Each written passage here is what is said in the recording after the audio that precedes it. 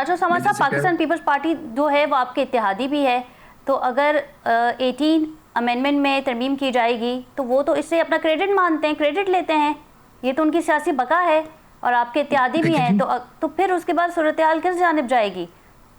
नहीं, वो हमारे बिल्कुल जी इत्तेहादी पहले भी थे, अभी भी इत्तेहादी हैं। हमने ये तो नहीं कहा जी कि हम जोर जबरदस्ती कोई अमेंडमेंट ले आएंगे। जाहिर बात है, उनको हम राजी करेंगे, इस चीज पे एग्री कराएंगे, अपने साथ खड़ा करेंगे, उसके बाद ये अमेंडमेंट लाई जाएगी। जाहिर बात है, कोई जोर जबरदस्ती तो अमेंडमेंट आ नहीं सकती। वो हमारे साथ बिल्कुल इस चीज पे एग्री करेंगे, उसके बाद ये अमेंडमेंट आएगी। बिल्कुल उनका क्रेडिट है। उस टाइम जिस टाइम ये काम किया गया, उस टाइम ये बहुत बड़ा एक काम था। आज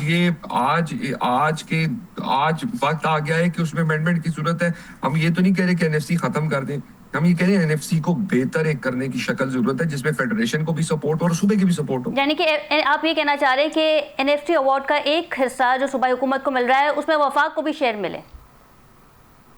नहीं, उसको बेहतर करने की जरूरत है जी। देखिए, आपको आइडिया नहीं है मेरा ख्याल है इस टाइम कितना बड़ा चंक चला जाता है सिंध, पंजाब या केपी को या उनको जी क्या नाम है, बलोचिस्तान को जी।